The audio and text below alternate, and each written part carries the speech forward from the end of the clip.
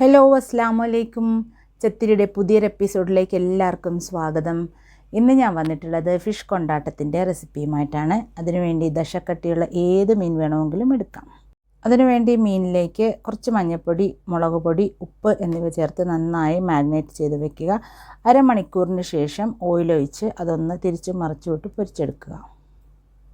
മീൻ വറുക്കുമ്പോൾ എപ്പോഴും നമ്മൾ ആദ്യം തന്നെ കുറച്ച് കറിവേപ്പില ഇട്ട് കൊടുക്കാറുണ്ട്. അതേപോലെ ആ ഓയിലിലേക്ക് കറിവേപ്പില ഇട്ട് കൊടുക്കുക. ഇത് നമ്മൾ സ്കിപ്പ് ചെയ്യരുത്, കാരണം ഭയങ്കര ടേസ്റ്റാണ് കറിവേപ്പില ഇട്ടിട്ട് മീൻ വറുക്കുമ്പോൾ, എല്ലാവർക്കും അറിയാവുന്നതാണ്.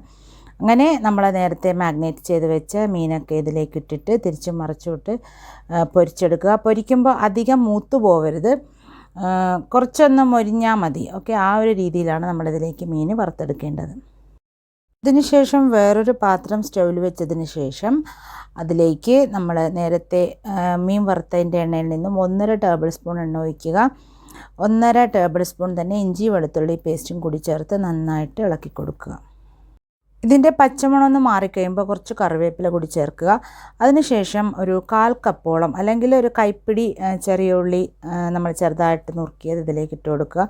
ഇതിലേക്ക് എപ്പോഴും ഫിഷ് കൊണ്ടാട്ടം ചെയ്യുമ്പോൾ അല്ലെങ്കിൽ ചിക്കൻ കൊണ്ടാട്ടമൊക്കെ ചെയ്യുന്ന സമയത്ത് ഇതിലേക്ക് എപ്പോഴും ചെറിയ ഉള്ളിയാണ് നല്ലത്, സവാള എടുക്കരുത്. ചെറിയ ഉള്ളിയാണ് അതിൻ്റെ ആ ഒരു ടേസ്റ്റ് നമുക്ക് തരുന്നത്. അപ്പോൾ അതുകൊണ്ട് തന്നെ ചെറിയ ഉള്ളി എടുക്കാൻ ശ്രദ്ധിക്കുക. ഇത് നന്നായിട്ട് വഴന്ന് വന്നതിലേക്ക് നമുക്ക് മസാലകൾ ചേർത്ത് കൊടുക്കാം. ഇതിലേക്ക് അങ്ങനെ അധികം മസാല ഒന്നുമില്ല. 1.5 ടേബിൾ സ്പൂണോളം ചതച്ച മുളക്, അതായത് ചില്ലി ഫ്ലേക്സ് ചേർത്ത് കൊടുക്കുക.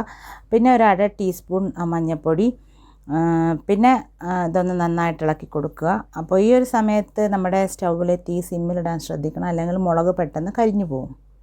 അതിനുശേഷം ഇതിലേക്ക് 1.5 ടേബിൾ സ്പൂണോളം കാശ്മീരി മുളക് പൊടി ചേർക്കുക. മുളക് ഓരോരുത്തരുടെ ഇഷ്ടത്തിന് ചേർത്താൽ മതിയാവും. അപ്പോൾ ഇവിടെ അധികം എരിവ് ഇഷ്ടപ്പെടുന്ന ആൾക്കാരാണ്, പക്ഷേ കാശ്മീരി മുളകിൽ അങ്ങനെ എരിവൊന്നുമില്ല, എന്നാലും 1.5 ടേബിൾ സ്പൂൺ ഇട്ട് കൊടുക്കുക. പിന്നെ ഒരു 1/2 ടേബിൾ സ്പൂൺ ഗരം മസാല കൂടി ചേർത്തിട്ട് നന്നായിട്ട് ഇളക്കി കൊടുക്കുക. ഞാനിവിടെ 3/4 കിലോ മീനിൻ്റെ അളവിലാണ് ഈ ഇൻഗ്രീഡിയൻസ് ഒക്കെയും ചേർത്തിരിക്കുന്നത്. പിന്നെ അതിനേക്കാളും കൂടുതൽ നിങ്ങൾ എടുക്കുന്നുണ്ടെങ്കിൽ അതനുസരിച്ചിട്ട് ബാക്കി ചേരുവകളൊക്കെയും കൂട്ടിയിട്ട് ചെയ്താൽ മതി. അപ്പോൾ ഈ മസാലകളുടെ ഒക്കെ പച്ചമണം ഒന്ന് മാറിക്കഴിയുമ്പോൾ ഇതിലേക്ക് 1/4 കപ്പോളം ടൊമാറ്റോ സോസ് ചേർത്ത് കൊടുക്കുക. എന്നിട്ട് നന്നായിട്ട് ഇളക്കി യോജിപ്പിക്കുക. അതിനുശേഷം ഇതിലേക്ക് 1 കപ്പ് അല്ലെങ്കിൽ 3/4 കപ്പോളം നല്ല ചൂടുവെള്ളം കൂടി ഒഴിച്ച് ആവശ്യത്തിന് ഉപ്പൊക്കെ ചേർത്തിട്ട് ഇതൊന്ന് ഇളക്കി കൊടുക്കുക. പെട്ടെന്ന് തന്നെ തിളയ്ക്കും, കാരണം നമ്മൾ തിളച്ച വെള്ളമാണ് ഇതിൽ ചേർത്തത്. അങ്ങനെ ഒരു തിള കൂടി വന്നു കഴിഞ്ഞാൽ ഇതിലേക്ക് നമ്മൾ നേരത്തെ പൊരിച്ച് മാറ്റി വെച്ചിട്ടുള്ള നമ്മുടെ മീൻ കൂടി ചേർത്ത് കൊടുക്കുക. ഇളക്കി യോജിപ്പിക്കുക. എല്ലാം കൂടി ഒരു 2-3 മിനിറ്റ് നേരത്തേക്ക് ഇളക്കി കൊടുത്താൽ മതിയാവും.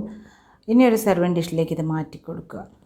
അപ്പോൾ ഇതുവരെയായിട്ടും ഈ ഒരു വിഭവം ട്രൈ ചെയ്ത് നോക്കാത്തവർ ഒന്ന് ട്രൈ ചെയ്ത് നോക്കുക, ഫീഡ്ബാക്ക് അറിയിക്കുക. ഇനിയും നല്ല നല്ല വീഡിയോസുമായി നിങ്ങൾക്ക് മുന്നിൽ എത്തുന്നവരേക്കും അസ്സലാമു അലൈക്കും.